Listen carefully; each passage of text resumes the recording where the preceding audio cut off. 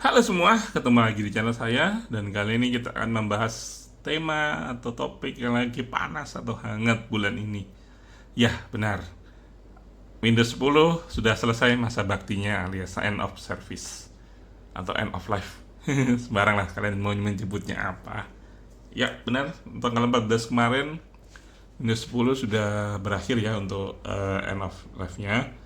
Walaupun begitu, kalian tetap bisa mendapatkan ini extended security program. Itu sedikit agak mahal kalau nggak salah. Mana ya? Ini dia untuk biayanya $30 atau local currency equivalent dengan tax atau pajak. Oke, dan ini adalah apa ya? Topik yang lagi rame dan juga saya sering ditanya juga baik di kantor maupun di rumah. Dan pertanyaannya adalah apakah boleh tetap pakai Windows 10 atau upgrade Windows 11 atau pindah ke OS lain kayak Linux atau Mac. Oke lah, kita coba bahas dulu untuk kalau kita tetap di Windows 10. Sebenarnya untuk beberapa aplikasi memang sudah ada beberapa yang sudah meminimalkan yaitu Windows 11.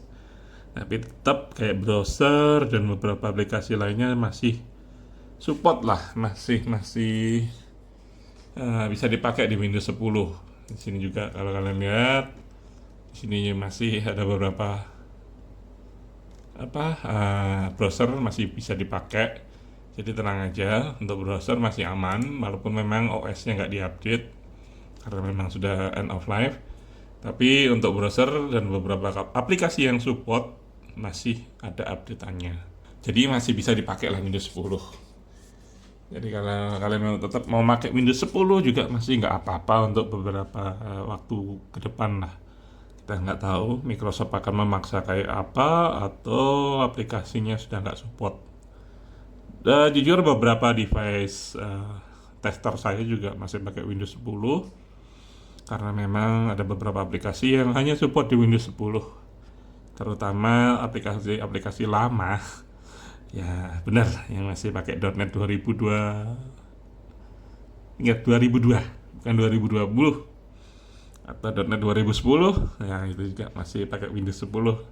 Selain bisa dipakai di Windows 11, cuman nggak tahu performanya enak di Windows 10. Selain enteng juga lancar.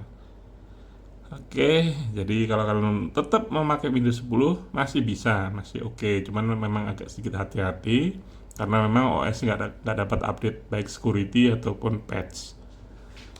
Oke, opsi kedua yaitu upgrade ke Windows 11 adalah opsi berikutnya. Dan opsi ini kalian harus mempertimbangkan lagi. Pertama adalah support prosesornya. Kedua ada beberapa requirement seperti TPM dan lain sebagainya. Jadi nggak bisa semua device bisa di-upgrade ke Windows 11. Sebenarnya bisa diakali. Saya sudah tester di satu device testing saya, yaitu menggunakan Rufus. Di sini kalian bisa melakukan update atau customisasi instalasi. Jadi kalian bisa nyentang atau beberapa requirement. Contohnya ya ini RAM 4 GB dan Secure Boot dan TPM ini kalian bisa remove. Terus yang ini Microsoft akan juga benar-benar membantu banget. Jadi kalian bisa set user lokal. Untuk tester ini berguna banget timbang untuk yang lain saya kurang tahu karena memang saya sudah jarang pakai Windows. Jadi masih bisa kalian akali lah. Dan untuk beberapa waktu ke depan juga Microsoft bakal tutup mata dulu lah. Soalnya kan memang soalnya kan memang lagi peralihan. Jadi nggak mungkin lah langsung diputus atau ditutup atau kayak apalah untuk hal yang kayak gini. Jadi masih aman. Jadi kalian bisa update Windows 11. Cuman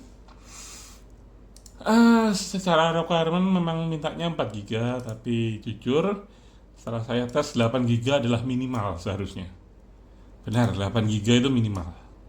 16 itu aman, 32 nyaman.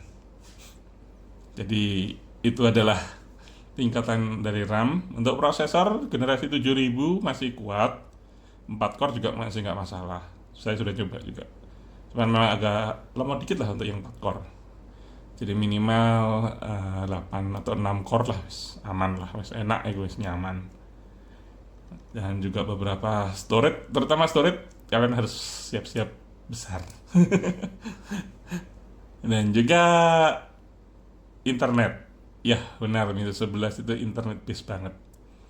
Tapi sebenarnya kalau kalian hanya butuh untuk lokal, saya sarankan disable aja networknya atau cabut LAN-nya atau WiFi-nya, karena memang di situ Windows 11 bakal akan lebih enteng dari biasanya.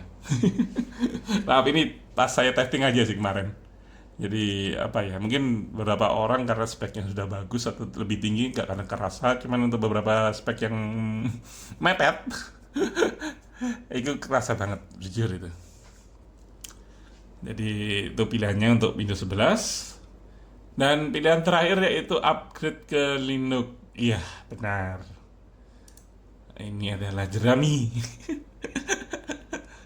Nggak semua orang tahu dan paham masalah Linux juga, apa ya, mereka sudah terbiasa karena yang seperti saya ceritakan di video saya sebelumnya di sekolah-sekolah, bahkan nggak tahu itu karena sekolahnya saya kolot atau gimana, mewajibkan harus pakai Windows.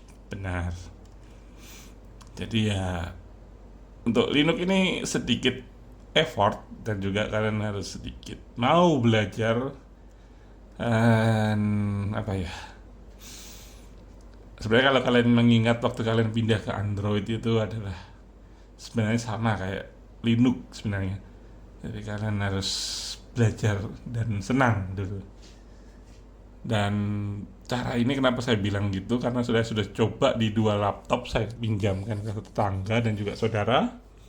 Saya instalkan saya instalkan Linux Fedora dengan tampilan seperti yang kalian lihat ini. Ini adalah tampilan yang sering saya pakai dan memang saya suka tampilan kayak gini. Ada taskbar di atas dan juga ada ada taskbar di bawah dan ada panel status di atas. Dan mereka mulai menyukai karena mereka bilang start menunya sudah kayak Windows 10, jadi aman. Jadi mereka sudah terbiasa.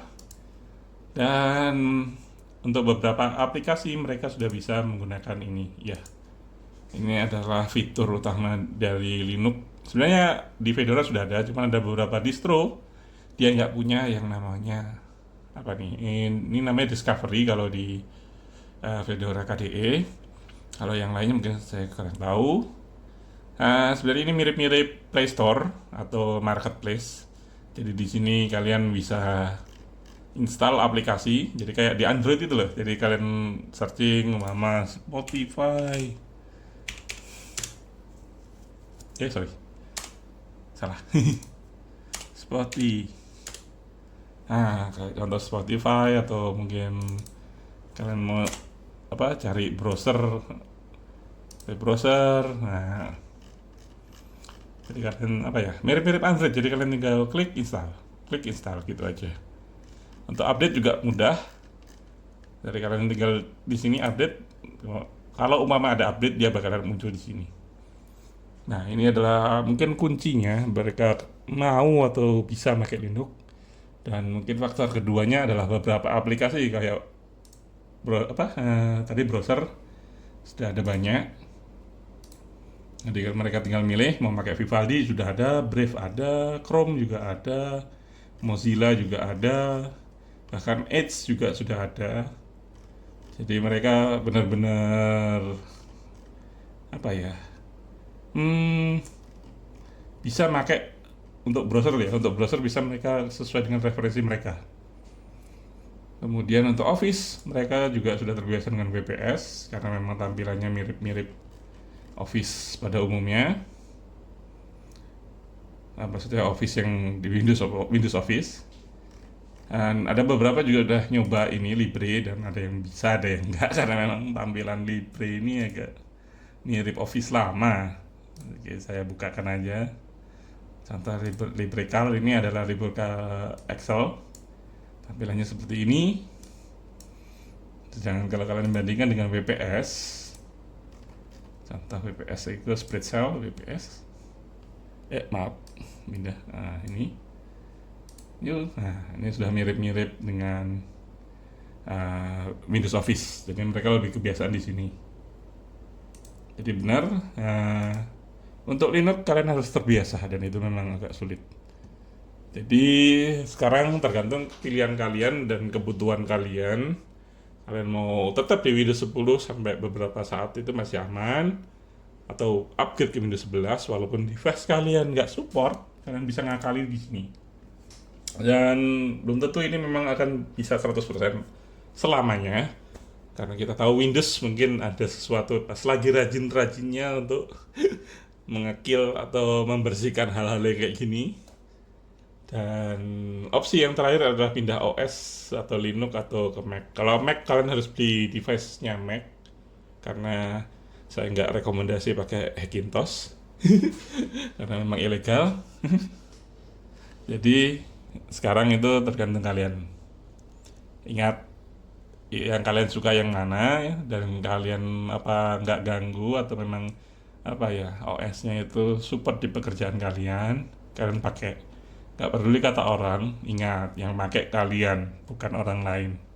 Kalau kalian tertarik kalian bisa coba, dan kalau memang suka alhamdulillah kalian bisa pindah. Jadi ingat, nggak perlu peduli kata orang, ikuti kebiasaan kalian, kesenangan kalian. Ingat, ini device untuk membantu kalian, bukan untuk menguasai kalian. Itu aja sih dari saya untuk hari ini. Mohon maaf kalau ada kalimat yang kasar atau gimana, karena memang saya lagi nggak bikin skripnya, jadi bener-bener ini ngomong spontan tanpa skrip. Jadi mohon maaf sekali lagi kalau memang saya apa ya berkata kasar atau gimana. Oke, segini dulu aja. Sampai ketemu di video saya selanjutnya. Terima kasih.